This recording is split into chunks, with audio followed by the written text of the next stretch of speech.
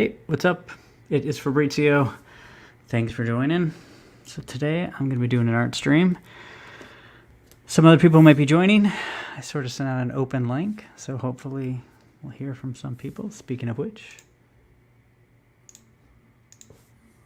Hey. Hey, how's it going? Pretty good. How are you? Pretty good. I'm going to put some background music. Awesome.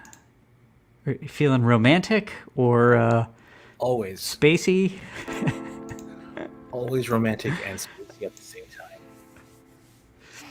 time. Hello, Robert. How's it going?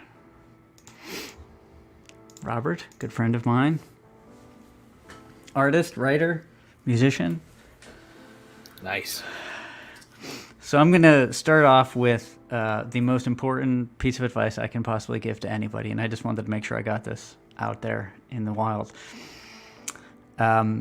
Never, under any circumstance, look at Brian Boland's work for an hour before sitting down to finish your pages. Just don't do it.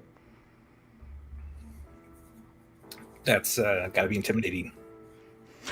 Yeah. Just don't do it. Just if Eve doesn't make a difference, does not make a difference. Oh man. So how's it going? Pretty good. For me, it's the opposite. I had to work on a watercolor today, and so I sat down and watched like 2 hours of people doing watercolors before I even started. Wow. But it was inspirational. You know, I see them work, and I'm like, man, I wish I could do that. I know I can't, but I never will if I don't start. So I just started. Yeah.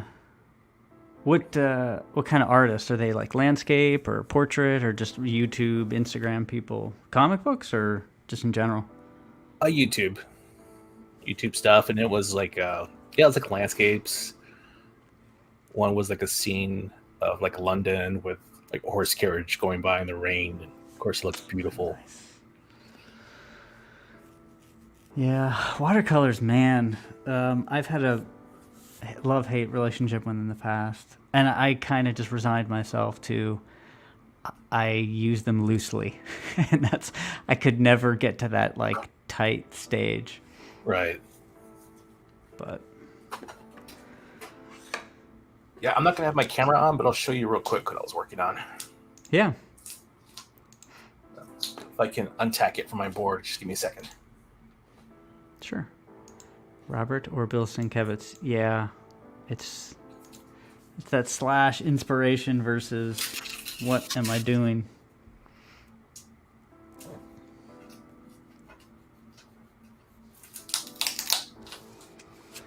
So I'll be working on this, which is Shadow over Innsmouth in illustration that I just kind of wanted to play around with. It looks great, man. It's going awesome. Thank you. Probably finish up drawing today, and then I'll ink it some other time.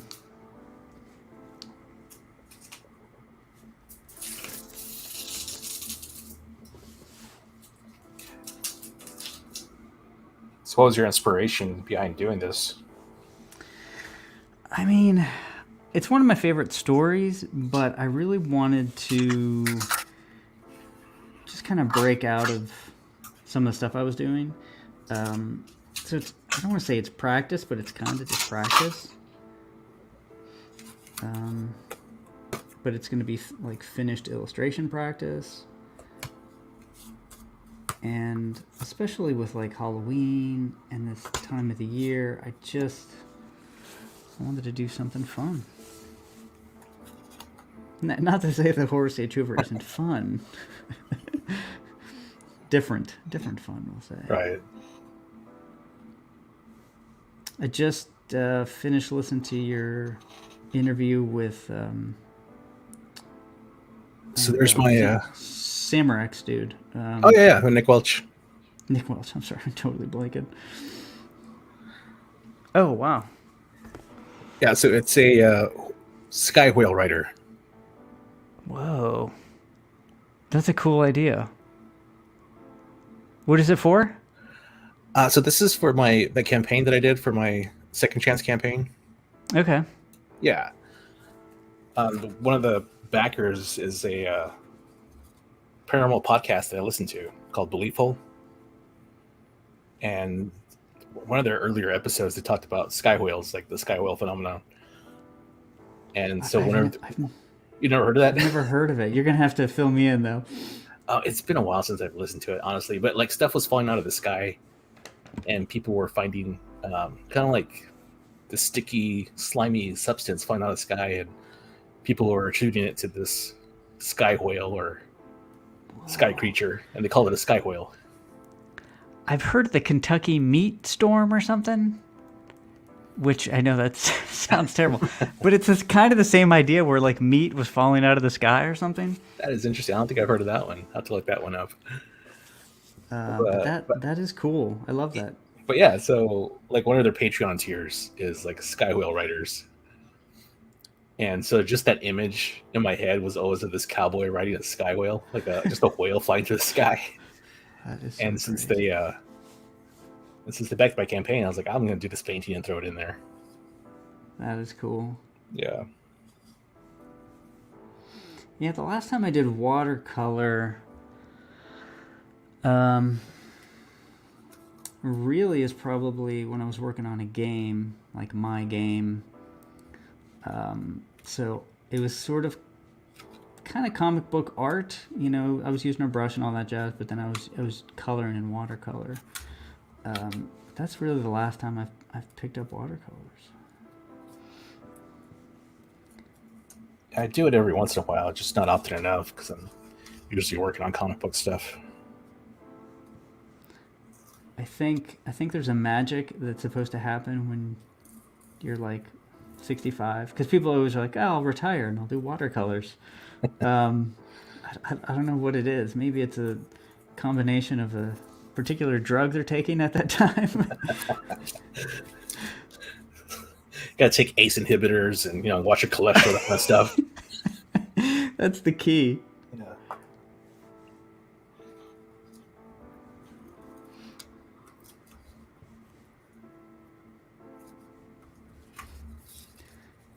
So, yeah. Well, thanks for joining me, because usually I'm very alone, and Sundays is kind of I'm definitely fighting off some nap like enticement. Definitely. I think you reach like a certain age where that's a thing. Like when you're young, you're like, I'm never napping. I'm going to be awake all the time and be young and awesome all the time. And you just get to an age where I'm just too tired. Yeah. It's And then the first weekend.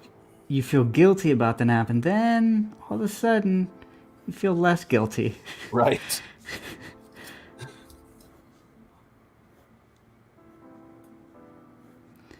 Speaking of Brian Bolin, I was on Heritage's auction site to get like high res images and stuff, and I was actually really surprised at how cheap some of his stuff was. Now, when I say cheap, it's all relative to Right.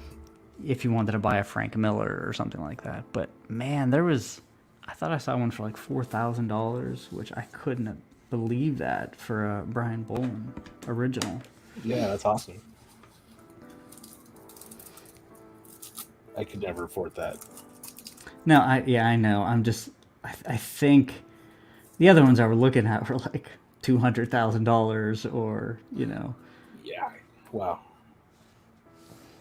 I'm like, wow. I feel like Brian Bolin should be up there with all the other ones, and I totally missed the perspective on this.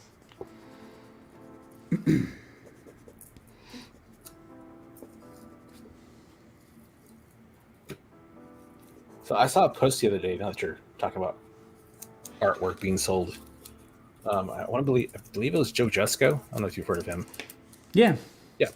So he saw a commission sketch that he did on a website, and he was upset because the guy's flipping it for like 3 times the amount he got paid for it. What's your take on that kind of stuff? Oh man. I mean, I feel bad that he didn't make the most money he could on that. But, like we set the prices that we think we're going to get for it, and if we're wrong, it's not the other person's fault, you know. Right. Um, Now I will say this: if this was like the time period where Jack Kirby's not making any money and because Marvel screwed up, if it's one of those kind of things, I feel like that's a different scenario.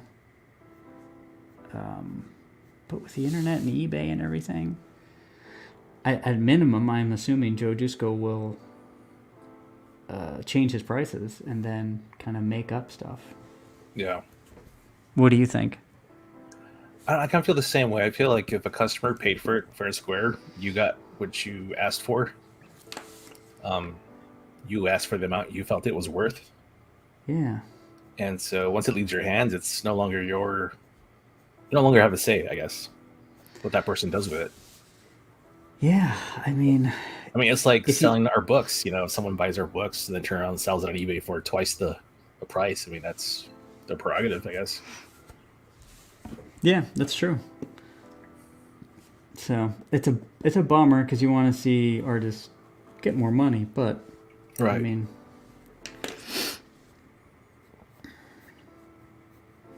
I don't know what the alternative to that is. Is he supposed to give him more money after he flips it, or I don't know Yeah. what that looks like. I think he was more upset too that instead of calling it a convention sketch, he was calling it a commission. Interesting. Because in his mind, Joe's mind, this guy was going to get more money for it, calling it a commission than a convention sketch. And I personally don't see the difference. Yeah, I don't I don't either. I mean, I'm trying to, but Yeah, like if I went to Jim Lee and bought a convention sketch from him or commissioned it, online, like I see no difference. Either way, I've got a Jim Lee piece that I ordered, that I asked for. yeah, yeah. We exchanged what we each thought was fair. I mean, unless there's some sort of, I don't know, fraud or something, I don't see any problem with it. Yeah. I know that a lot of like musicians and actors or whatever won't sign anything anymore because it does get flipped on eBay or something like that. So I know that is a thing.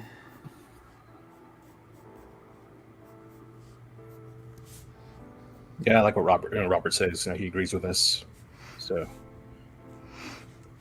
that's awesome. He says, you just found out you've been undercharging, or the dude that bought it got suckered. Yeah, I mean, Yeah. This is capitalism. That's right. yeah. Again, I would, again, this is a different scenario, but if I know that Jack Kirby is struggling and I'm making a ton of money off of reselling his stuff, I feel like it's a little different. Trying to think of a scenario. Like all those musicians back in the day, they didn't get anything, and the record companies made all the money. But you want these artists to make enough money to make more records. So there is incentive on your end to make sure that whoever it is that you're purchasing this from isn't suckered so often that they stop making comics. Right. But again, that's a different scenario.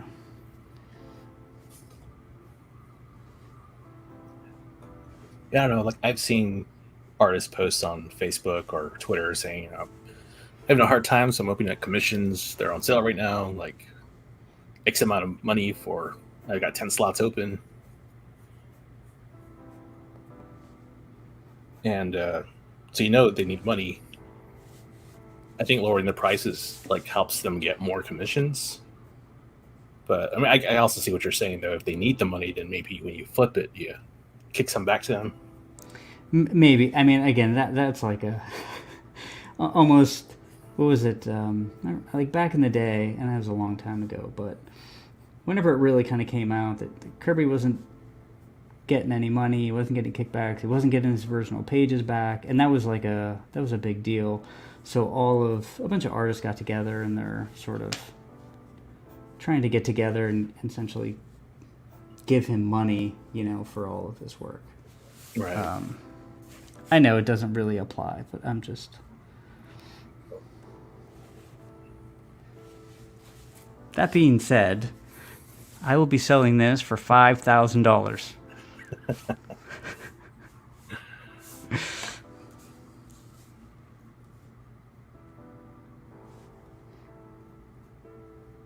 Yeah, I don't know. I guess I feel like if I sold a drawing for $100 and then I see on eBay for 300, I would just raise my prices next time Yeah.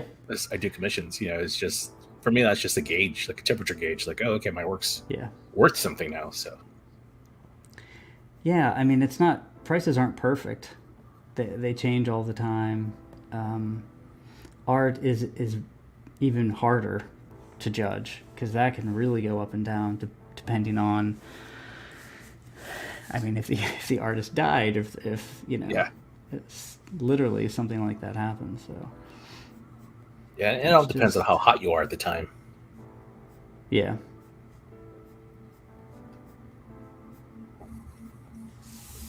I mean, there are times when I buy art where I feel like, man, I got a really good deal, and I don't. Not that I feel bad, but I'm definitely expecting to pay more than I did. But it's not like I take that money and say, you know what, let me just throw an extra 50 and back to you. Like that's Right.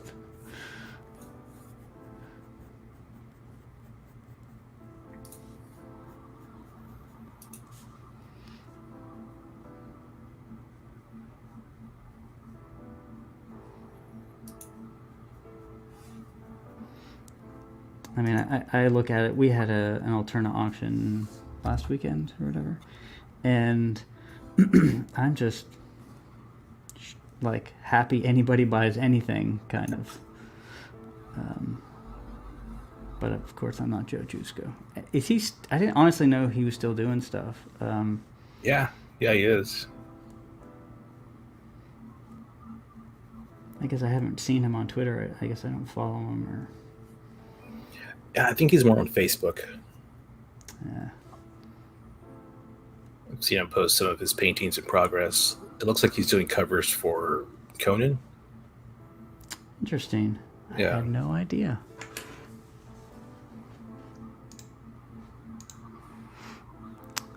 They were cheated by the company that was selling their IP. This artist was selling his own fee. Yeah, I know. It's a different, definitely a different scenario, but I do always have that in the back of my head sometimes. Because you just don't want to be, oh wait, am I contributing to somebody getting ripped off?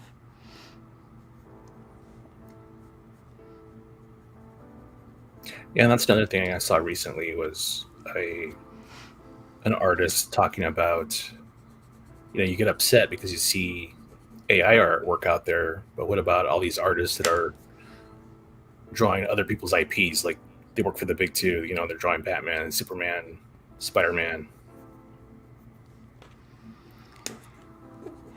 Yeah, I was talking to somebody at Baltimore who basically does that exclusively. He's really good, and I'm like, so are you concerned about just doing, other people's IPs and all this kind of stuff? And he's like, well, they could shut us down, but they don't. He's never had a problem, et cetera, et cetera. But I guess he said if you're selling a bunch of prints, it's one thing, but if you're selling one-off drawings or illustrations, I guess they don't care or whatever. But I don't know.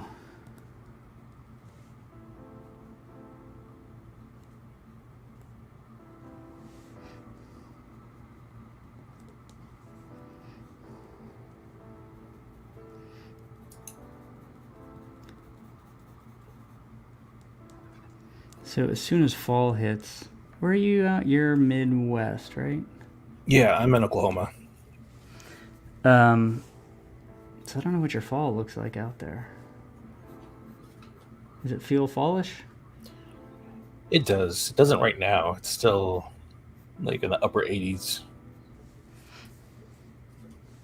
But no, it gets cold here and the leaves change color.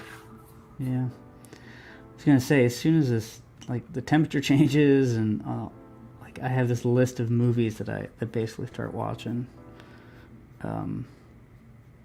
Because I can't watch the movies and the rest of the year. Like, I have to wait until the freaking fall to watch these movies. Right, the season's got to be right. Yeah, if not, what kind of weirdo watches those kind of movies in the summer? Exactly.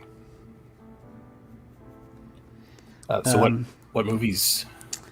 What are your fall movies? So one of the first ones I put in was The Devil's Advocate. Did you ever see that? Yeah, I love that movie, and I loved it when it came out. It was really fun, and it's cheesy, and I get it. Most horror films or movies are kind of cheesy to some degree. But man, the one thing I really noticed is how nice film looked, as opposed to digital. Which, I'll be honest, I don't want to say I don't notice it, but I notice it less and less because everything is digital, and you don't really see a lot of film anymore. right. But man, just like the look of it was really something.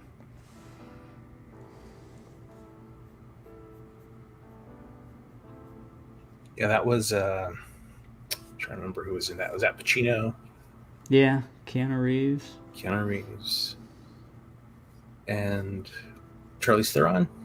Yeah, yeah. Okay. That might have been one of her like first movies. I don't know.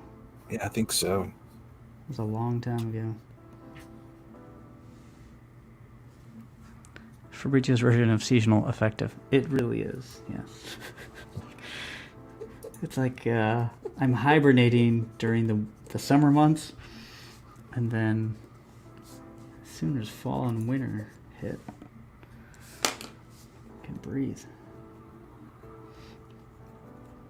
Yeah, I've got the Universal Studio Monsters originals on Blu-ray, and so I'll watch like those old movies during the fall. Oh, nice.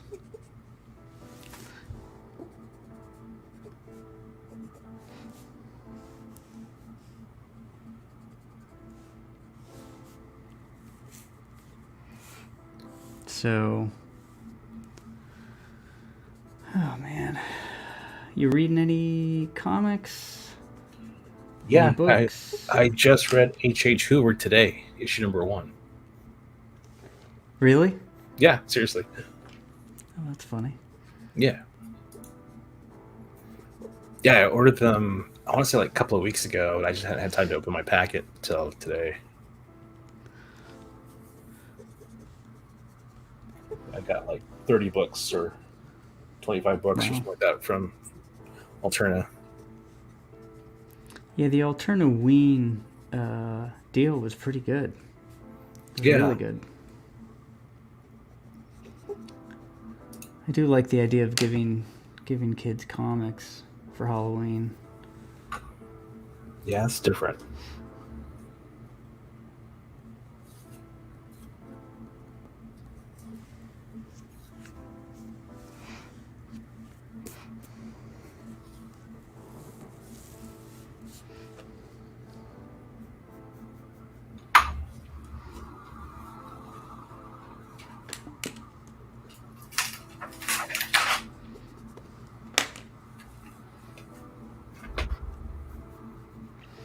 Do you have a certain like schedule for drawing, painting, etc., or is it just whenever you can work it into your schedule?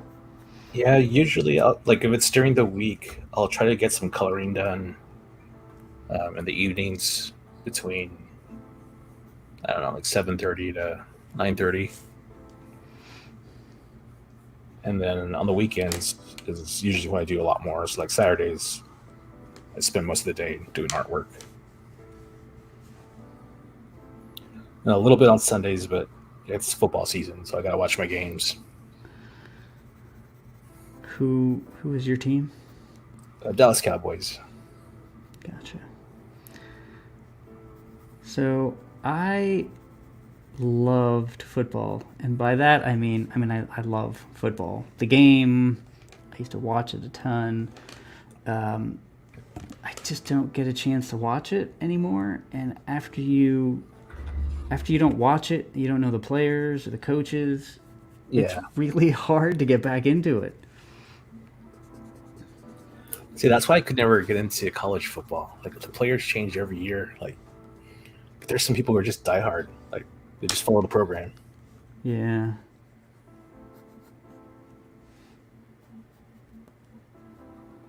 I was a Raiders fan. Where are you? Yeah, it was funny because I grew up in the middle of PA, this tiny little town, and for some reason, there was a good chunk of us that were really into the Raiders.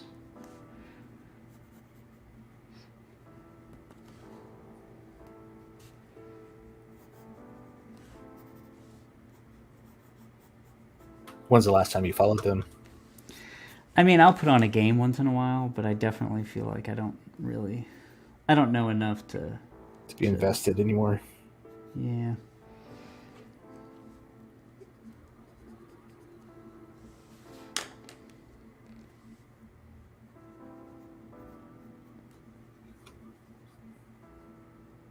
It is soothing though, still to have like a game on in the background sometimes, even if I'm not paying attention to it. Just Yeah. the noise.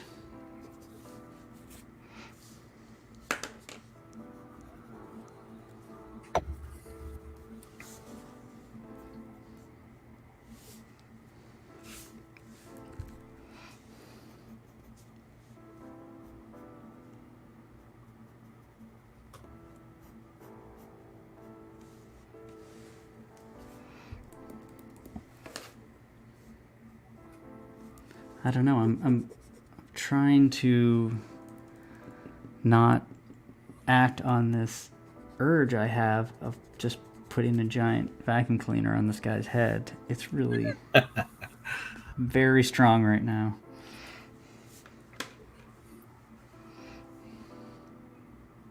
That's funny.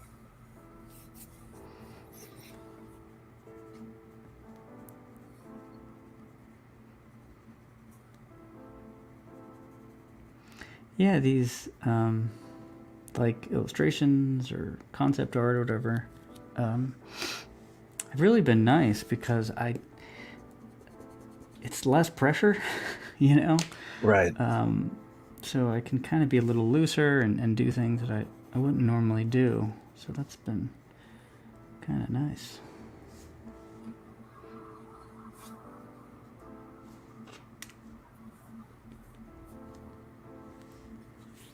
And plus, who doesn't like drawing fish people?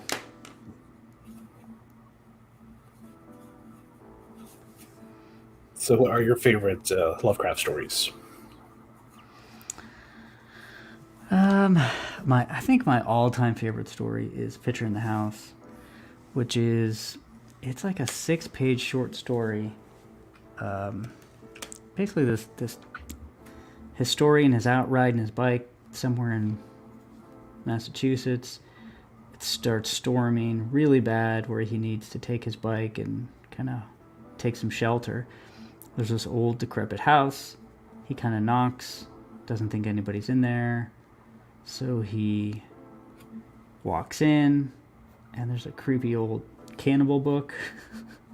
Some old stuff. This big old guy walks down, and they just have a little conversation. Like, and it's definitely one of my favorite stories. But you don't really see it anywhere. I don't know if it's because it's too short or what. I was gonna say I don't think I've heard of that one. Highly recommend it. Look for it.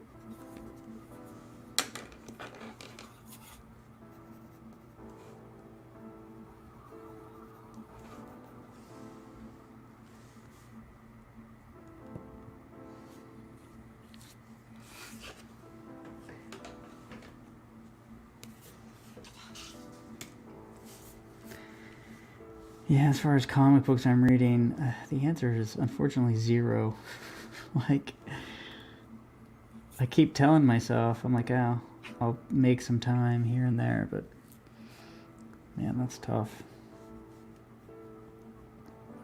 Really is. It's hard to find time when you're busy creating. Yeah.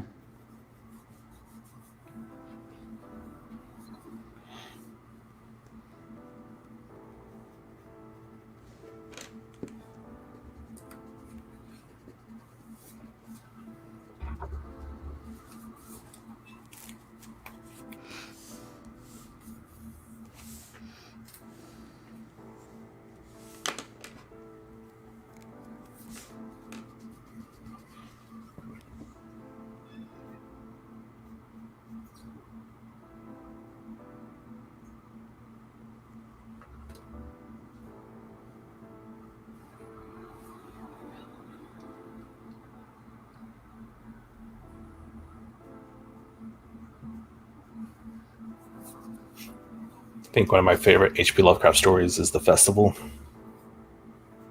Oh, really? Yeah.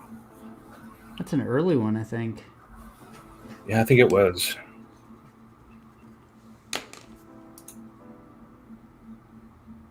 Is that the one where he goes to the tomb of like his ancestor or something? Yeah, he goes to Is this that the one? town. Yeah, he goes to a town that he's kind of been summoned to by his ancestors or something. His, I don't know, his like grandfather, and it's like during the Yuletide. And on his journey back, he goes to the town, comes to this house where he gets invited in. This guy doesn't speak to him. He can't speak. And he wears a mask and he writes like stuff down to communicate with him. So he like takes him with him to this festival that's happening where the whole town's going to this one building, like a I don't know, it's like a sanctuary or temple or something. And when they enter it, it's like they're going to another dimension, Hmm. and they're standing over this cliff, and these creatures come to whisk him away. Like they need to get on the backs of these creatures to fly off, and he's just horrified and ends up jumping off the cliff. And he wakes up in a hospital, and they tell him that now he fell into the river, and that's where they picked him up from. You know, I don't think I know that story.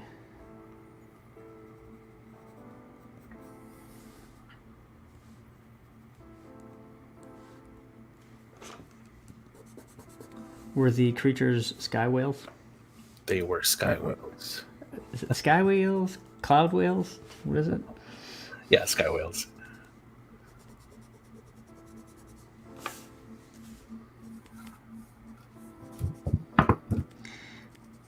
Yeah, I have caught a few of your like paranormal stuff while you guys were watching videos. Oh yeah. Yeah. Those are always fun. Um, I was talking to somebody and I was mentioning that I was watching something like that. I can't remember offhand. It was like Ancient Aliens or something like that. Yeah. And he just looked at me with this utter disgust.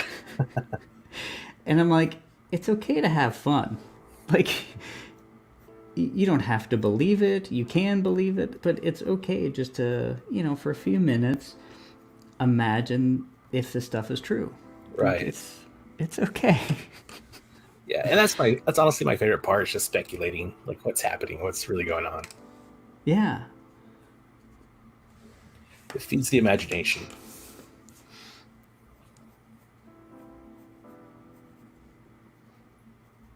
Yeah, there's a real short clip of a video which I never kind of went further on, and it was showing that there's like these kind of underground tunnels, caves in Las Vegas where people live. And again, I didn't look too far into it, but it sounded like it was true. I think it was mostly like drug addicts and things like that, Yeah. because there's all these tunnels of, I don't know, wires and just things that feed into the hotels. And again, I'm like, even if it's not true, it's fun to think about a city of people just in tunnels all around you, just right under your feet. Right. It's fun. It is.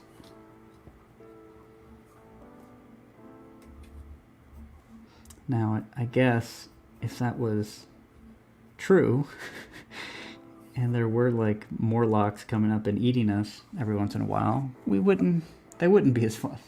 Right.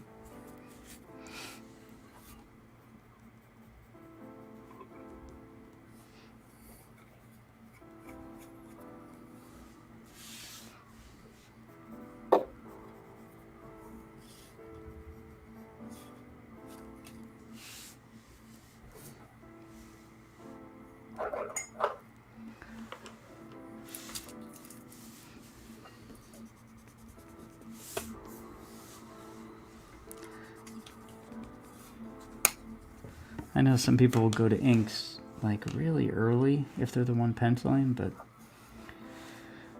man, that can be a pretty big regret if you go too early and then you realize you should have stayed in the pencils a little longer. Right. Yeah, it depends on how loose you wanna be, or how tight you want to be. Yeah.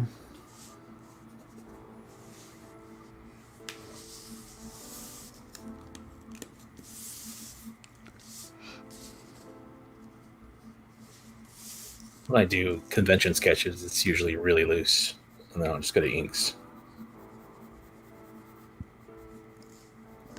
I am not great at that.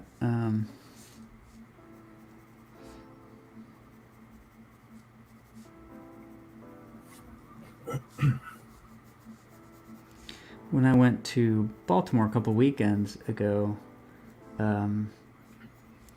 I didn't have a sign up that I was doing commissions or anything like that, but I was drawing just to kill time. I just wanted to focus on if people came up, et cetera, et cetera. And somebody came up that knew me and Alterna, and they were looking for sketch cards. And I just happened to have them. Just again because I was killing time, I wasn't planning on doing. And the light is on the wrong side. Damn it.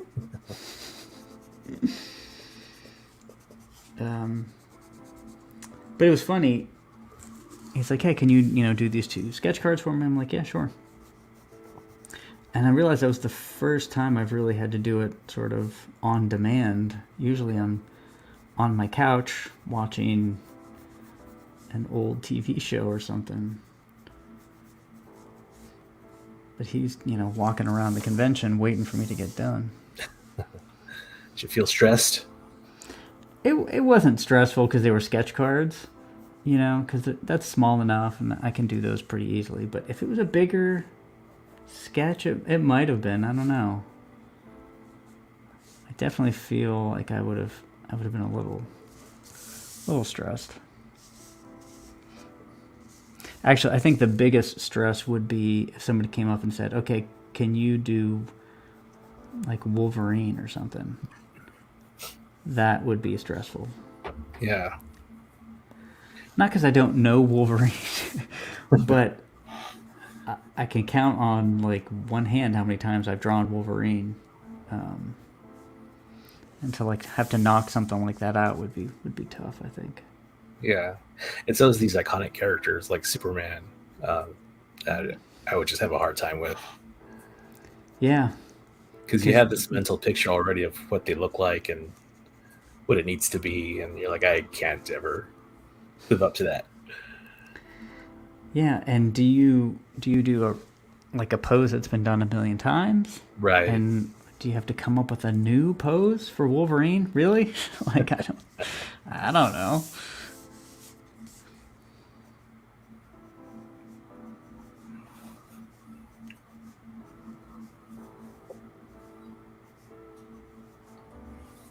One of my favorite things of Shadow over Innsmouth is there is a secret society or secret cult, but they have a church in the center of town called the Esoteric Order of Dagon.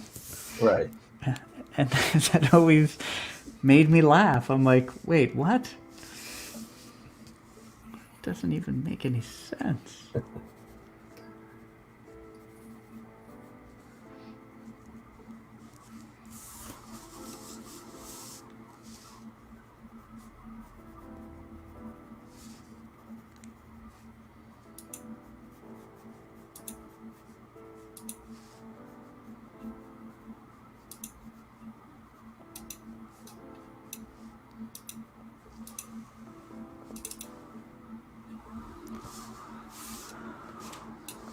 So, what issue are you working on right now for H.H. Hoover? I'm on issue 4, so I'm Okay. doing pencils. I'm on page, is it 7 or 8? I can't remember offhand. Yeah, it's going well. I'm excited. I can never tell really if I'm going faster or slower than previous issues, just because I put more detail or I go a little further on some images. So I only know at the end if I'm going faster or slower. Oh, Captain Goodnight, how's it going? There's a similar short story about a festival, Thomas Ligotti's The Last Feast of Harlequin, inspired by Lovecraft. Ah, Ligotti dedicated it to him at the end of the text. Interesting. that's cool. I'll have to check that out. Yeah.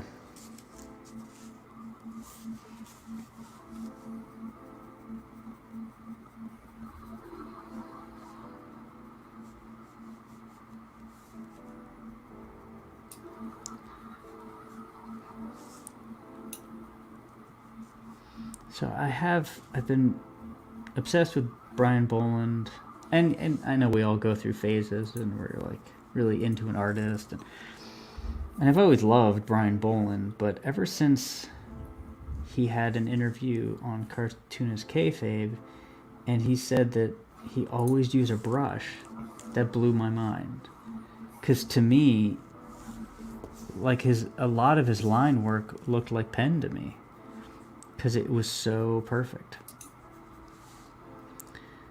And ever since then, I look at his art in a different way.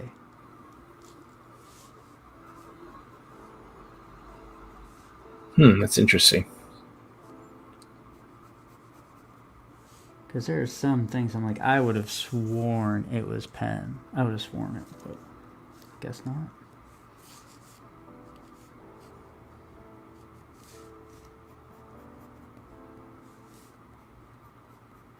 I tried to get the Brian Boland Artist Edition, because I'm like, all right, that's it. I'm gonna get an Artist Edition, and I'm gonna like take a magnifying glass, Study it. you know. And the one Artist Edition I found was $600. I'm like, okay, that's not gonna happen. Yeah. And I think this book came out 2 years ago for $90, and now it's $600 on That eBay. is crazy. Jeez. Do you have any Artist Editions? Do you ever get those? I have a Michael Turner one. Oh, I don't think I've seen that. I bought a few. I have John Buscema's, because if I had to pick an artist, it's definitely him.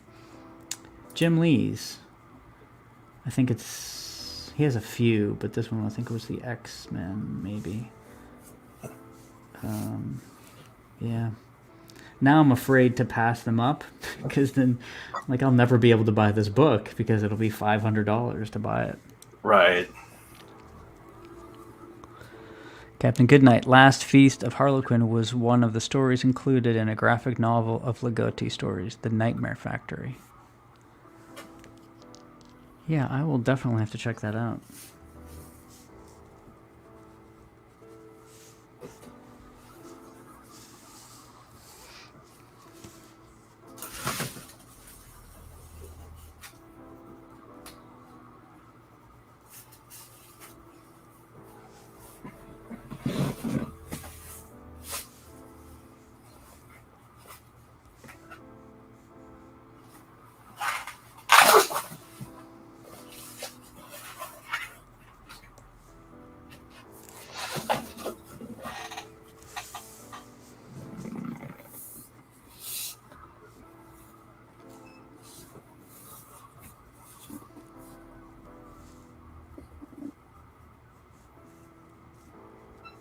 All right, I'm going to show off my Michael Turner book here. Oh, cool. So it's a gallery edition. Oh, wow. That's what it is.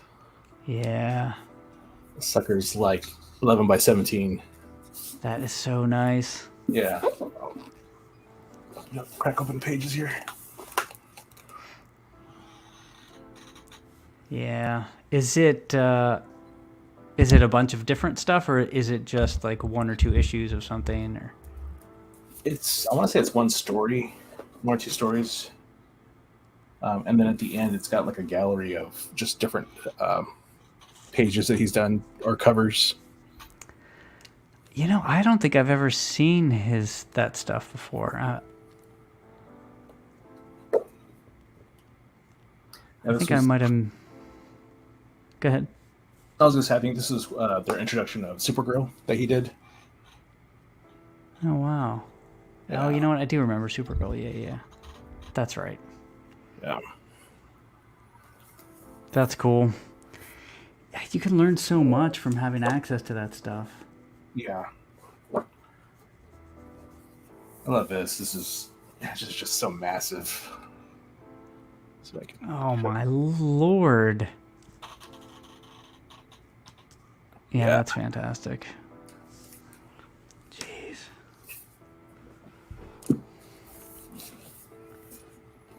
Yeah, it's a huge book.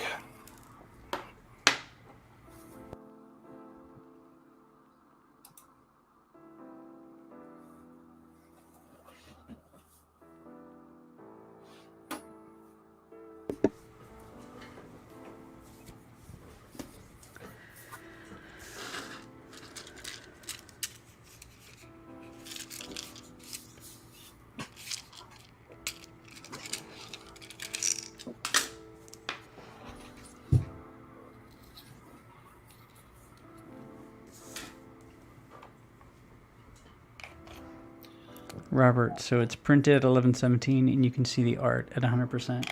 Yes. Yeah, I think so. Yeah.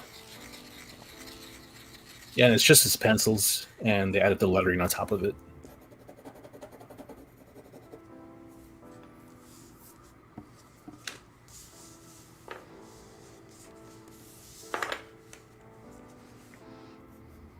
Yeah, it's crazy seeing his artwork like at that size because I always thought that it was the inker that was giving his line work volume, but his pencils, like the line weight that he has on his pencils is just beautiful.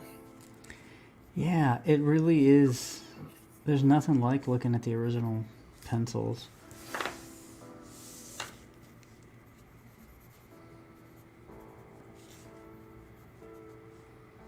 Oh, you know what? I do have the McFarlane Artist Edition, and for that, it really kills me how much like whiteout and there's a lot of, well, as long as it looks good when it gets printed, Right. copied, which I get. I mean, they never thought for a second that people would be taking like their original pages.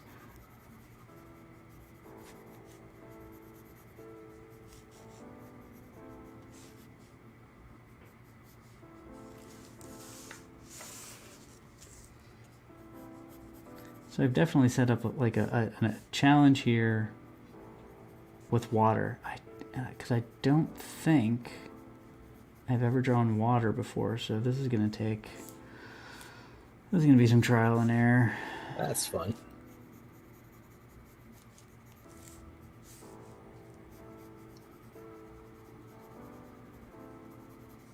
Yeah, it's always interesting when you tackle a texture or a substance you just never have done before. You're trying to figure that out, kind of work out how to convey that. Like how you do water, Right. Yeah.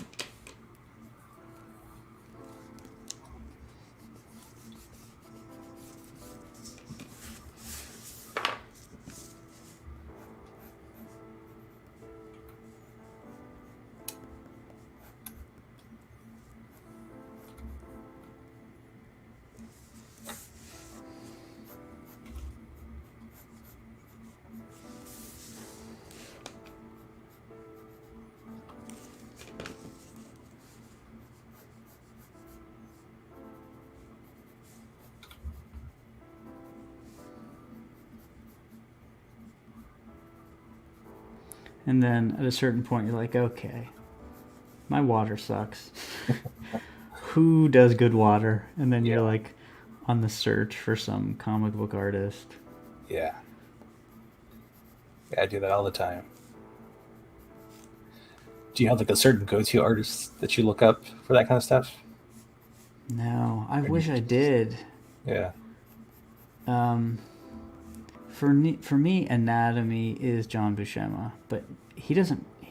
He didn't do a bunch of interior shots that I can kind of reference, you know. Yeah. So I think a lot of artists just have their own like specialty that they excel at. Um, Although for interiors, man, it's funny because I originally thought, I'm like, okay, I'm probably gonna do like a Mignola style interior. So it's gonna be, you know, lots of black shapes and shadows and all that kind of stuff.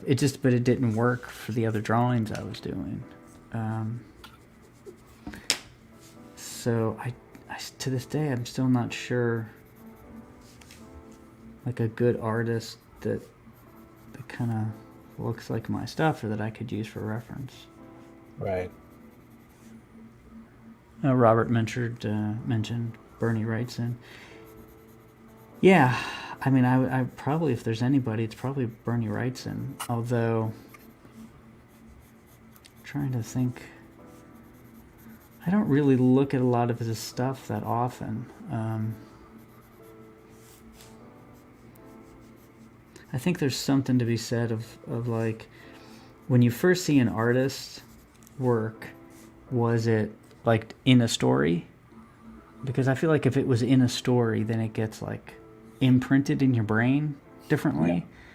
than when you're just using it as reference.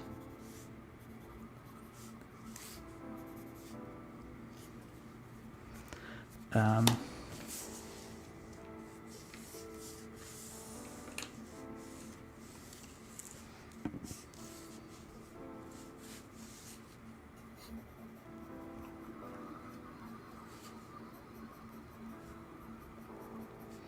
You know, the thing I always think about for Lovecraft is so many of his stories, like you can really see it a mile away almost.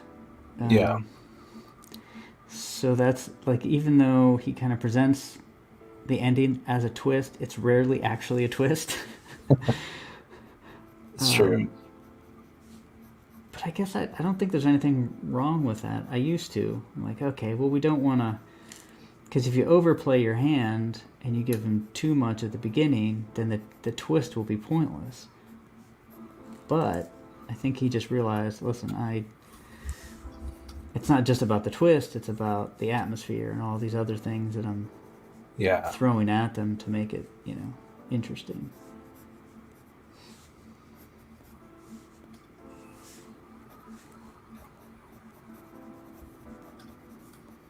Yeah, no, I don't think I've ever read a Lovecraft story and like it made me afraid or anything like a Stephen King book did, but their Yeah, energy. the love.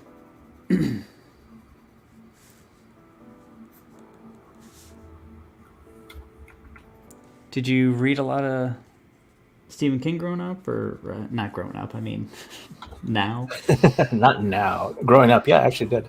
Growing up, Yeah, I read a few of his books. Yeah, I didn't. I've never read a ton, but I will say that, and this is when I was pretty young. I read the Dark Tower stuff, which I thought was brilliant. yeah, I to this day, it's hard for me to reconcile. Like Stephen King came up with that, which I think is just truly original and brilliant, and it's amazing world building. And then it seems like that's all he did, and then he just went back to his regular scheduled horror type stuff. But I could be yeah, wrong.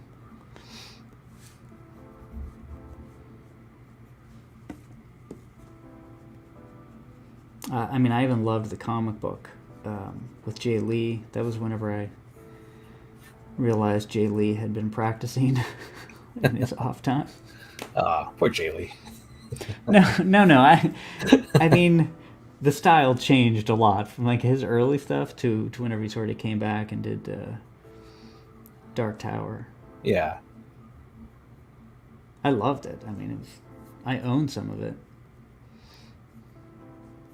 You can actually still buy some. It's pretty reasonable for like $100, $200 probably.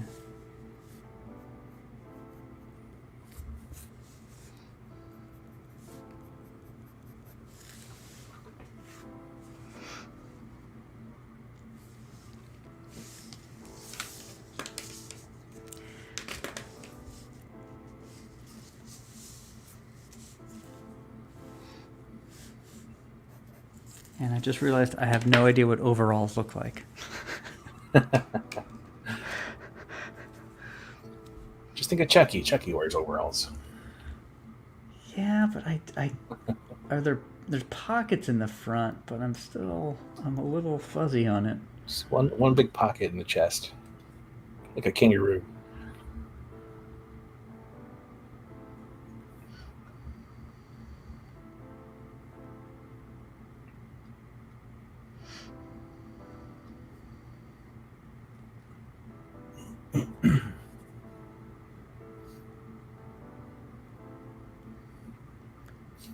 Did you ever watch the Dagon movie?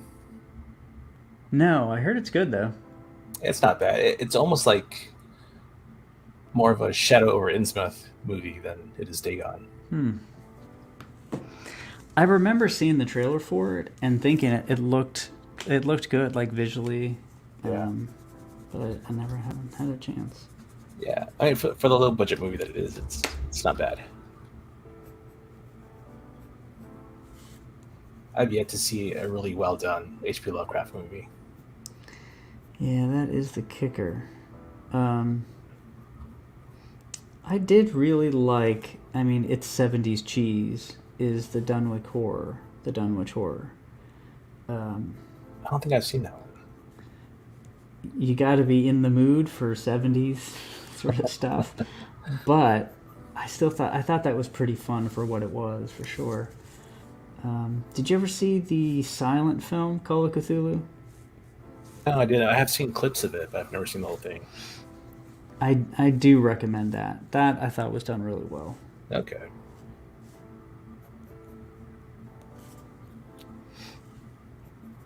Unless you hate silent films, which I understand if you do. I don't. I mean, sometimes you just got to be in the mood for something. That's true. I do enjoy a good Buster Keaton clip here and there. I don't.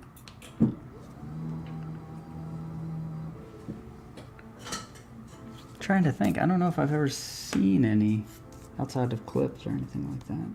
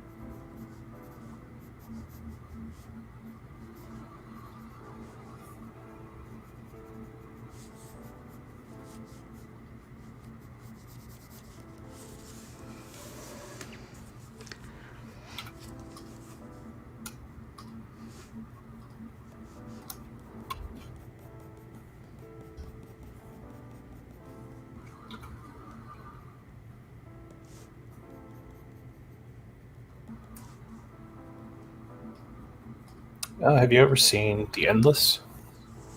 No. That's a pretty good movie. It's not like a direct Lovecraft, but it's inspired by Lovecraft. The Endless. Yeah. Interesting. Yeah, it's about these two guys who escaped a death cult when they were younger. And one day they get a letter or a videotape asking them to come back. And so, yeah, and so they head back just out of curiosity.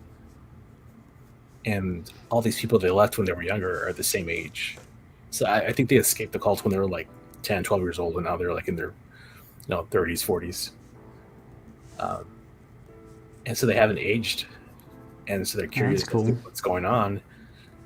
And it turns out there's like, I don't say it's a twist, but you kind of find out that there's like some kind of god in charge of this little area that's got everybody in a time loop just for his own entertainment. Oh, wow. Yeah. So it kind of plays into that cosmic horror where you don't have control. You have no power to fight back. There's nothing you can do to fight back. You're just caught. It's like the IRS. Exactly. Just like the IRS. They'll find you wherever you are. Oh, hey, Nate. How's it going? Hey, it's a creepy statue. No. So this is just like a montage-y illustration for Shadow over Innsmouth. So these are these dudes, and they're just kind of... The whole town basically gangs up and chases this guy. If you're not familiar with the story, but so he is not a statue, but he is not human. So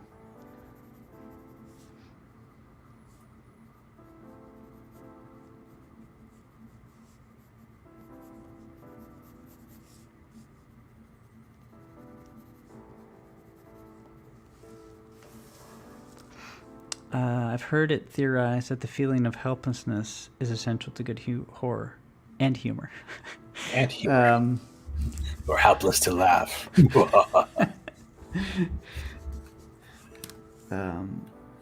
Yeah, I could see that. Yeah, I would agree with that. Yeah, I'm trying to think of like a specific thing. One of the most horrific things I've ever read in a book, a book series by Brian Lumley. I was a big fan. I haven't read his stuff in a long time, but vampires, horror type stuff.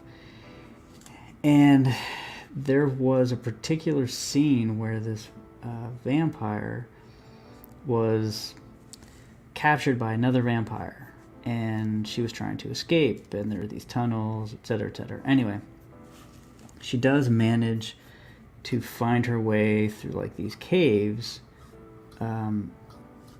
but this one particular hole that she's crawling down just keeps getting smaller and smaller, and she realized at a certain point she would get stuck, but she's a vampire, so she would be eternally stuck in this tiny hole in this cave. I'm like, oh my god, that would be terrible. That was horror for me. I'm like, I can't. You better get out of this, or else I'm burning this book. She did. Nice. But not before relaying her fears to the reader.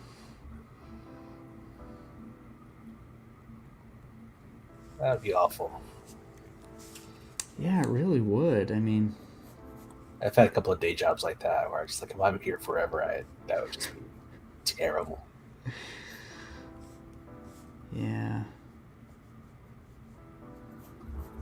The future, like how you view the future, is kind of everything. It's how you plan your life. It's how you plan what you learn, what you do.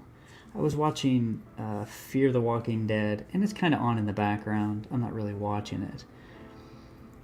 But I kept thinking over and over again, I'm like, okay, once you get to a point where you realize that everybody is going to be a zombie when they die, which means humanity is over.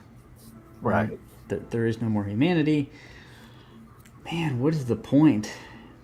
And I might be one of those people that just doesn't care enough to fight zombies. I don't know.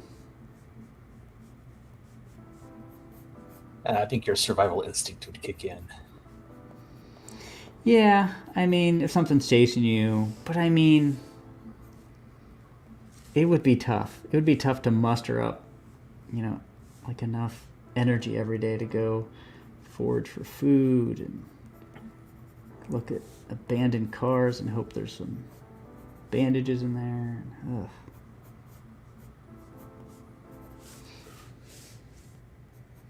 Or I could start fighting for the zombies. There you go. You know? Start killing other humans. Yeah. There's a book that hasn't been written yet. Just serial killer during the zombie apocalypse.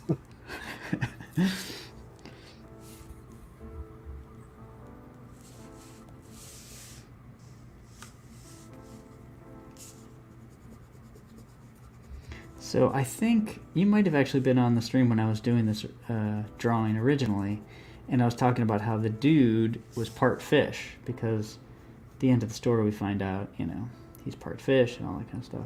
Right. I just watched a video of, you know, those 23andMe, like the DNA things. Yeah. Send your DNA and they tell you this or that. Now I've never done it before, but they did a test, and I think it was a dog one, right? So basically, you send in your dog's DNA, and they'll tell you, you know, what kind of DNA your dog has. But they sent in human DNA, so this woman gets back the fact that she's 32% border collie. You know, Are you serious? Yeah. 20% golden retriever or something. So 5% goldfish. and then yeah, who knows? At that point, maybe Right. Why not? it's not that far off. That is funny. I'd be so mad, you know, I'd take those results to my parents and be like, there's something you're not telling me. Why do you not show me pictures of great great grandpa?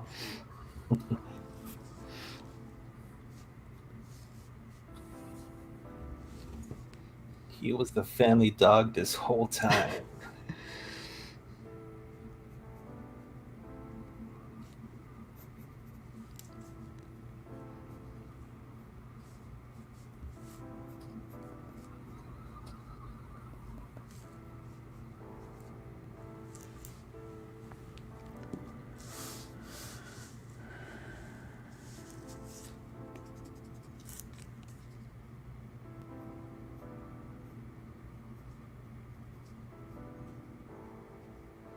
I'm sure you saw the new Rob Liefeld Captain America drawing that kind of made the rounds. Yes.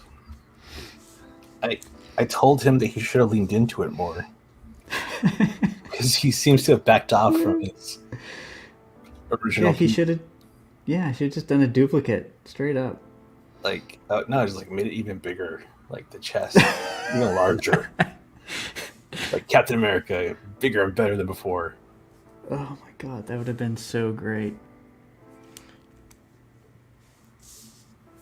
Fabrizio, as you design these part fish deities and stuff, is a mythology or pantheon of gods emerging, or is it still pretty open-ended? So Nate, this is actually Lovecraft stuff. So this is just an illustration of Shadow over Innsmouth. As far as my stuff, I do have plans, but I'm all the cards on the table here. Most of my stuff relates to people. So whereas Lovecraft is just completely obsessed with, like you said, the pantheon of gods and this and that, I guess I'm just more interested in the characters and that kind of stuff. So that's kind of where my head is. That might change.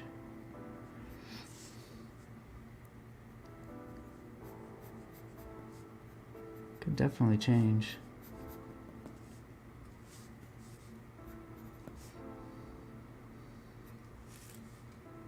Yeah, Lovecraft was really into fish, wasn't he? Like, there's lots of fish and like fungi. Yeah. Like he was afraid of vegetables or something, and fishes. I don't know. It's just Yeah, like overly big, weird fruit. yes. Maybe he was a carnivore. I don't know. He was in the carnivore diet the whole time and just had a fear of Of anything, yeah. vegetables and fruit. Yeah, no carbs for me. Sorry if this isn't bison. I don't eat it. Like my wife is deathly afraid of sharks. I mean, deathly. In a weird kind of way where like for a split second if a shark is on the screen, she will just like have a little mini seizure. Not a Oh seizure, wow. but she'll like, oh. And I've just learned to accept it over the past 30 years. Um, but I don't know where it comes from. I mean, she wasn't attacked, in the ocean anywhere or anything like that. You just don't know where stuff like that comes from. And maybe Lovecraft had a legitimately like phobia.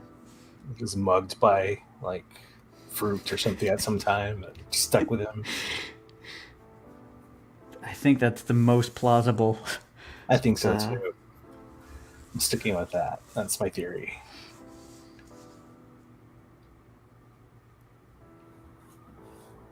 Be some fish like came and stole his lunch, used to bully him at school or something.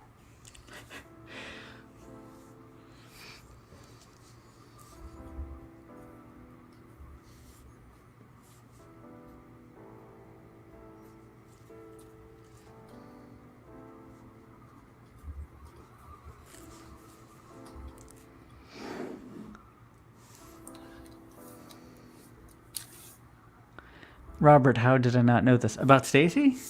You knew that, right? And it's actually so bad that she was out of town last night, and the first thing I did was watch The Meg and The Meg 2.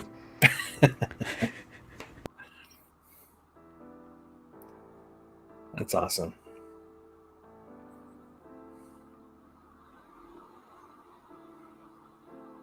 Which I was doing something while I was watching them, sort of in the background, but um,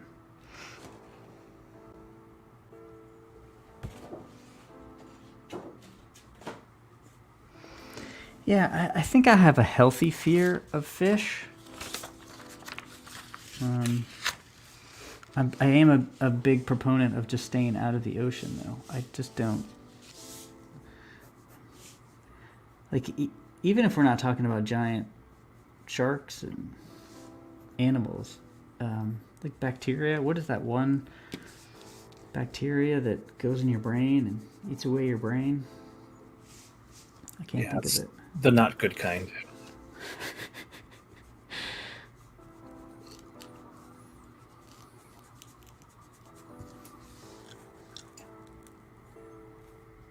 Yeah, I just don't like fish. I don't even eat it. Like I can eat it, but it's something I crave. Yeah, I rarely eat fish. Um, It's like country music. Like it's not going to kill me if I hear it, but like I'm not going to go out and seek it out and listen to it. I love country music. I'm just kidding. Um, Actually, I will say that there's not. I don't think there's any genre of music that I can't find at least a band or a song that I'm cool with.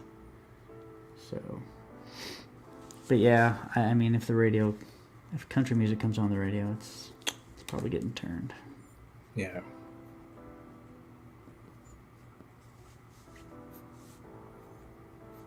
What is your go-to? I think we talked about this. Is it electronic stuff or? Yeah, I'll listen to like lo-fi beats kind of stuff. I do like synthwave.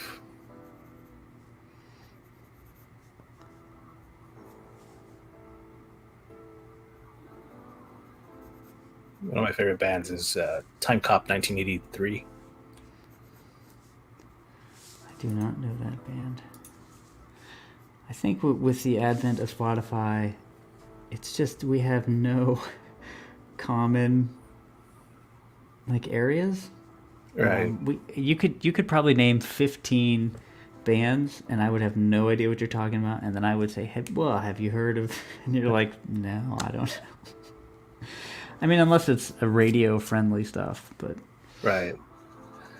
That is a cool thing about Spotify, though, is that it'll play you just any type of music, even if it's like a nobody, who's just starting out. mm-hmm.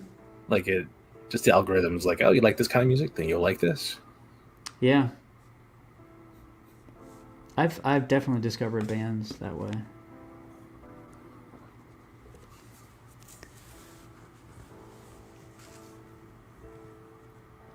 John, you're afraid of the lure of the sea. I am. Because once I go there,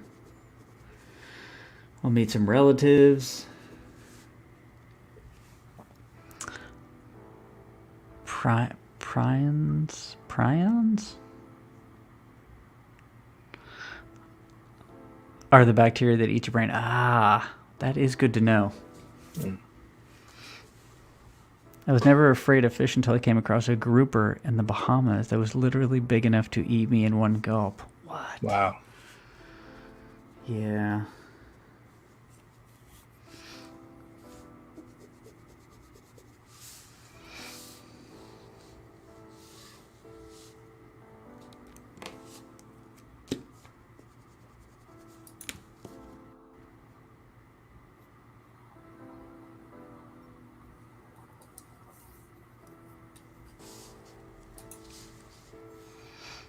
So I'm going to take a picture of this to make sure I didn't mess this dude up.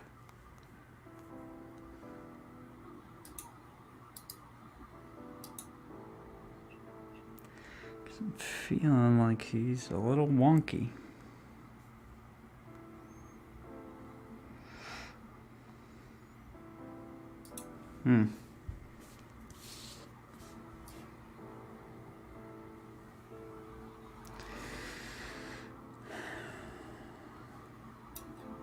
Interesting. You must return to Mother Hydra and Father Dagon.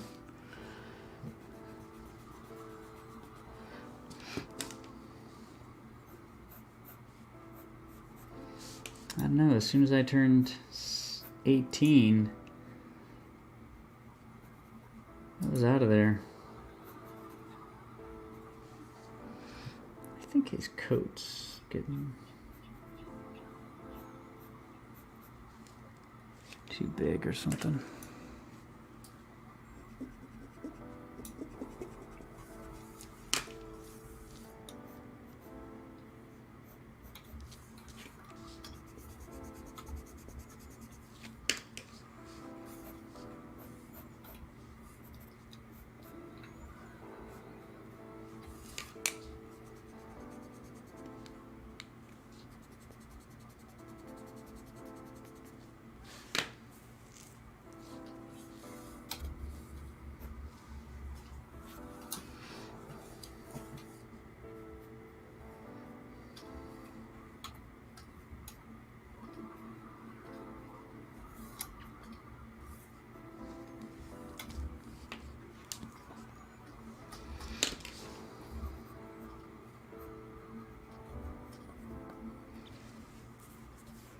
What are your favorite HP stories or Faith stories from Mythos and John? Oh, you know what, Nate? I'm sorry. I mean, do you want to join the stream? I totally blanked on sending you a link. Yeah, let me know if you want to. I'll send you a link. I don't know how much longer I'll be on.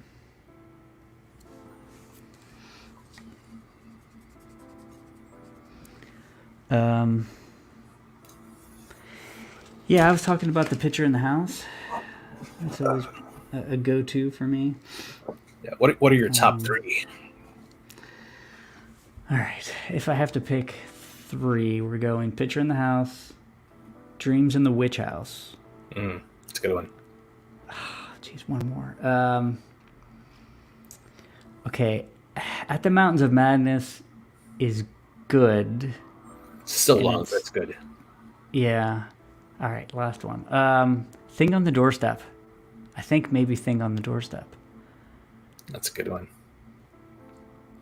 I think they just did a So, movie about that recently. oh really? I didn't know that. Yeah, it might be like one of those cheap like Hulu made for Hulu movies. I'll have to check that out.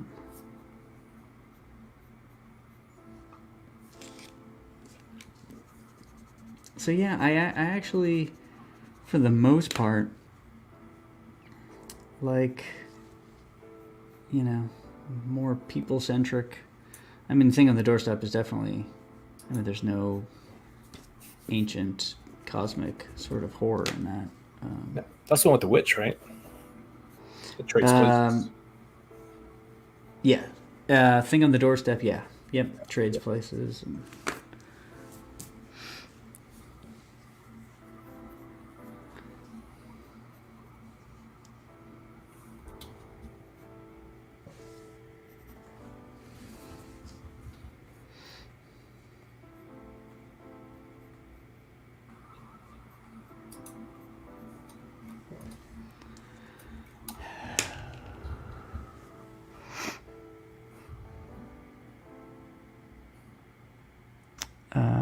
That's cool, Nate. I just reread The Strange Case of Charles Dexter Ward and Beyond the Veil of Sleep. Charles Dexter Ward, yeah, that's a. I haven't read that one in a long time.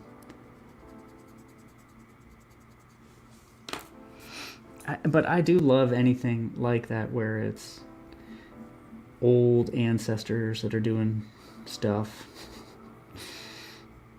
and researching your. Oh, Rats in the Walls. I gotta put Rats in the Walls in there. Damn it. Yeah, it's a good one too.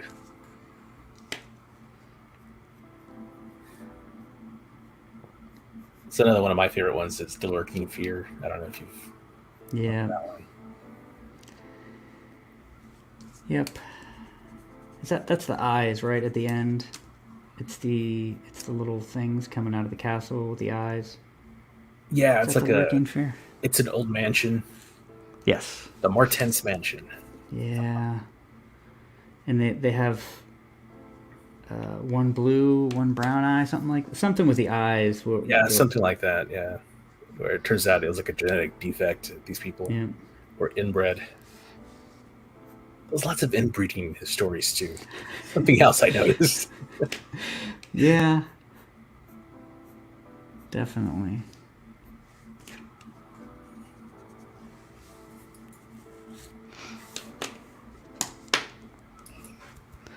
Wow, Beyond the Veil of Sleep. I'm actually blanking on that one. Yeah, I don't think I've read that one.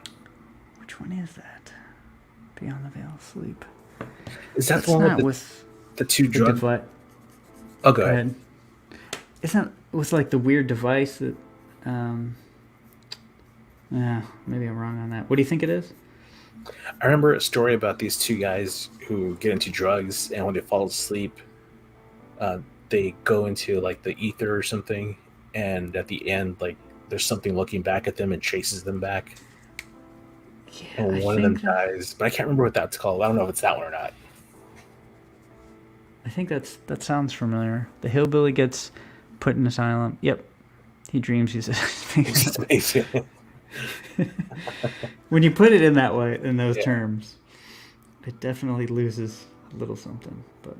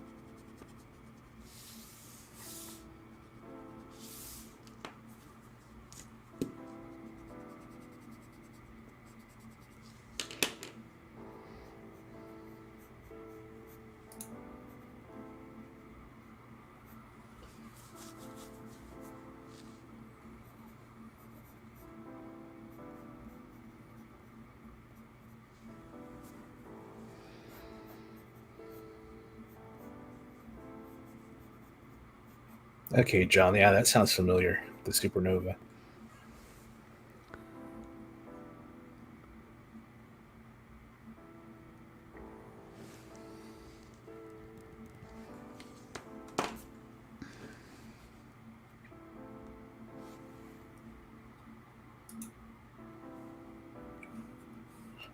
Well, Fabrizio, I think I gotta go. All right. Well, thanks for hanging out. I appreciate it. No problem. I've just been chilling and coloring. Yeah, I'm planning on doing these on Sundays. Just and honestly, it's an open invite. So if you know somebody, if you want to send them a link, that's cool too. Just let me know. Okay, cool. All right. All right, man. Well, enjoy the rest of your weekend. Yep. You too. Have a good one. All right, you too. Bye.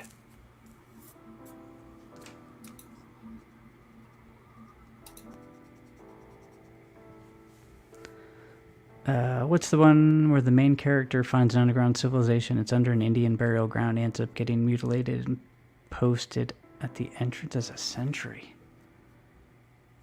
I don't know that one either. I mean, not that I'm a Lovecraft expert. But this is where I ask John from John's Long Box if he knows it, because that does not sound familiar to me.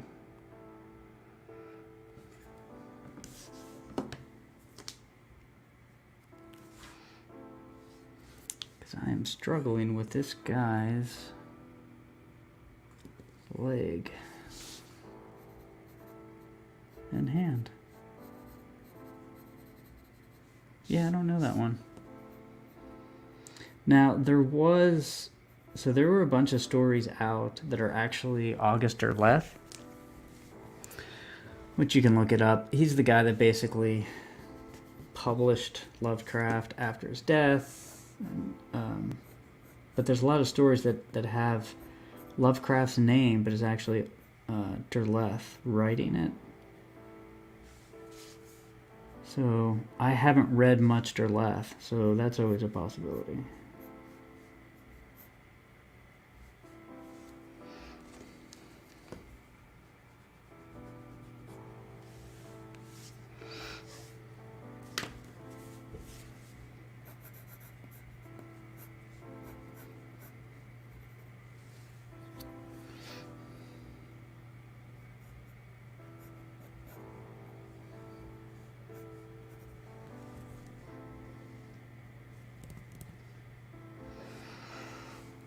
I might have to sit on this for a bit. So I think I'm looking good on the buildings. These guys in the back. This guy. I had to get rid of old Zadok Allen because it looked like it was sprouting from that dude's head. So I had to get rid of him. These dudes are looking pretty good. The water's roughed in. I'll have to polish that up, but I might just go to inks on that. So I had to rework this guy quite a bit.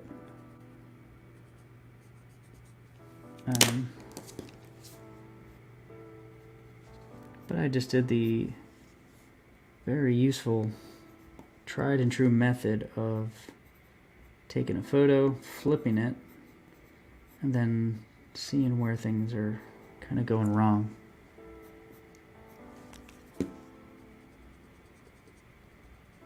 So that helped a lot, actually.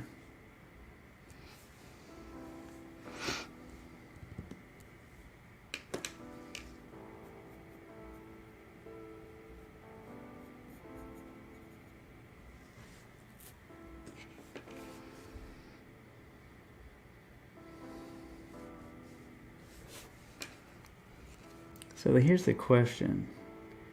Will a less than perfect hand that makes up about, I don't know, 2% of an entire drawing mess it up? Or will just the fact that it's just a small part make it so the viewer just really doesn't even realize it. It's a problem. Love those buildings. They look so dead on for East Coast early 900. Thank you. Yeah, I grabbed a couple photo references for these because I really needed those to look right. That is one thing I do have is books of architectural reference at home.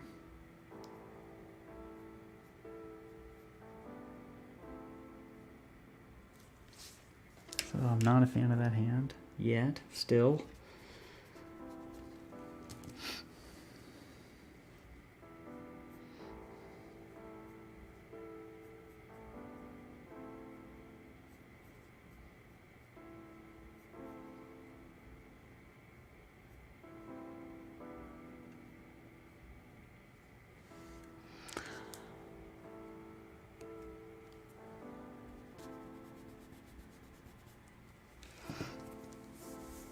This looks like New York this weekend. So much water. That's a good point. For shorten the thumb, you're good. Yeah, I'm gonna sit on this for a bit. The mound. The mound. The mound. That's the one with... Oh, I'll have to look into it. Captain Goodnight, how do you know when a drawing's not salvageable? For me, a drawing is not salvageable when I have torn the paper. That's it. I used to abandon drawings early on, and I just would get stacks and stacks of unfinished drawings, and you never really accomplish anything, and you don't get better by starting over. You get better by finishing. I know I've said this before, but it's like when you realize this as an artist, it's fundamental. You just have to finish. Because you don't learn whenever you're starting a drawing, you learn when you're ending a drawing. Because then you can look at it and like, okay, and I'm gonna leave this hand. When you're 100% done with this drawing, let's say for example I was done, I can look at the thing as a whole, and I can pull out things that I like. Okay, I really like his face here. That worked out, with the folds here and how the shadows work. I like him less, but it still works. I like this car, and I kind of like the shadows. So you can sort of, at the end of the drawing, pick out the things you feel you did well and things you didn't do well. And that's what you bring into your next drawing. So the next time you do a drawing, you're like, okay, this kind of stuff over here actually worked really well. He worked less well. Why? And then you can move that into your next drawing. But if I had abandoned immediately after drawing him, I have nothing to go on.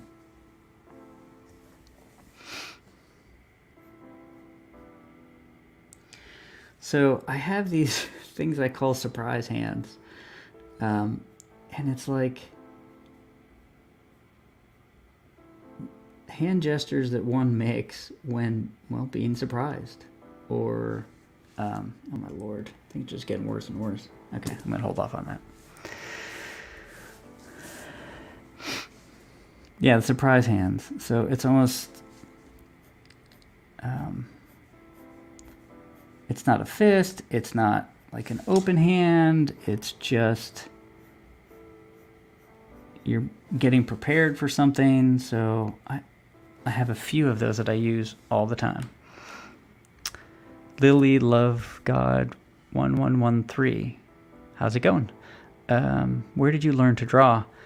Well, I mean, everybody always says they teach this themselves. I guess it depends. The real question is, how did you teach yourself? Now, I did go to school for art, so that's not nothing. I had a lot of time during that college career, to draw, and that's more important than anything. Is, okay, I have 4 years and I can draw as much as I want. I don't have a job, I don't have a house, I don't have kids, I don't have a dog, etc., etc. So this is really going to bother me. Hey, no problem, Nate. Thanks for popping in. I appreciate it.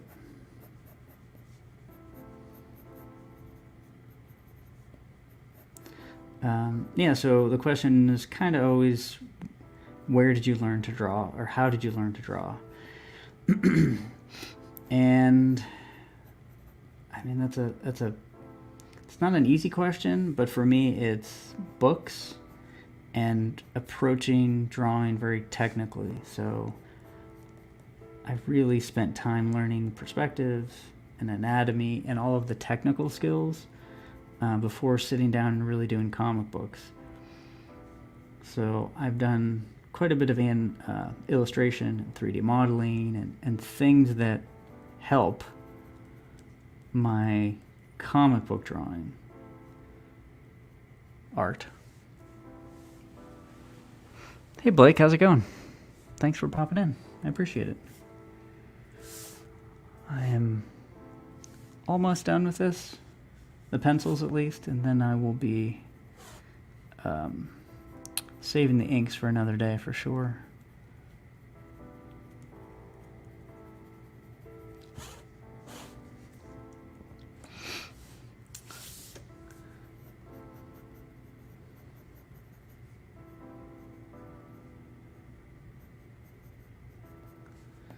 The sky is going to be interesting because I'm really going to try to use dry brush and just different techniques that I usually don't do. If I can't do it on a random illustration, then you can't really make any traction.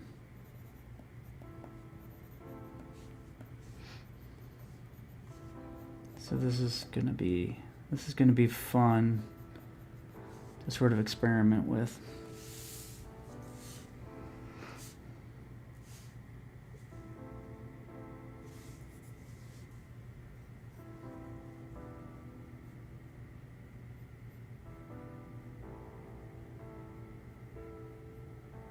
Nope. Just don't know what I want to do with that end.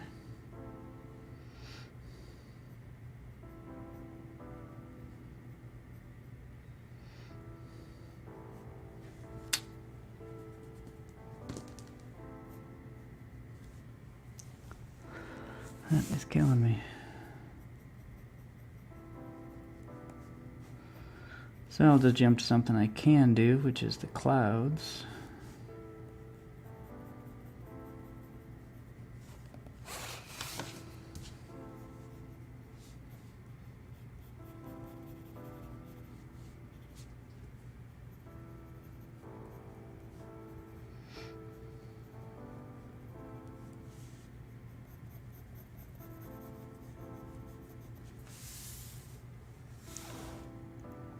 Definitely have to make the clouds interesting, because if not, that's what will be dead space at the top of the page, and your eye will just kind of float up and never come back.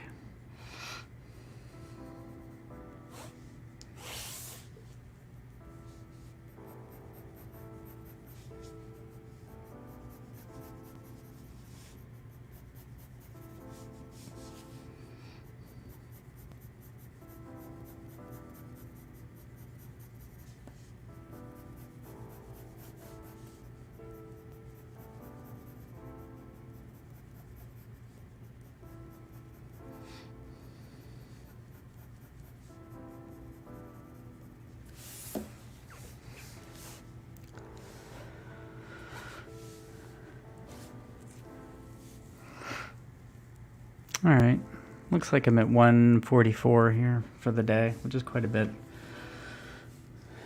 So I'm gonna jump off. I will finish this drawing up off stream, but I will ink it on probably the next stream. We'll see.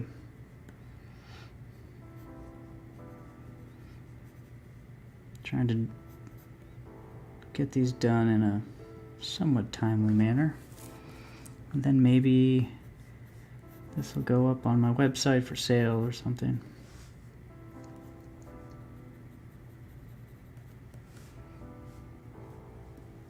See you, John. Thanks for tuning in. Appreciate it. Alrighty. That's a good place to stop. And I will fix that hand later on. Alright, everybody. I appreciate everybody watching and chatting and talking. I will talk to you later. Hope everybody has a good the rest of the weekend. Bye.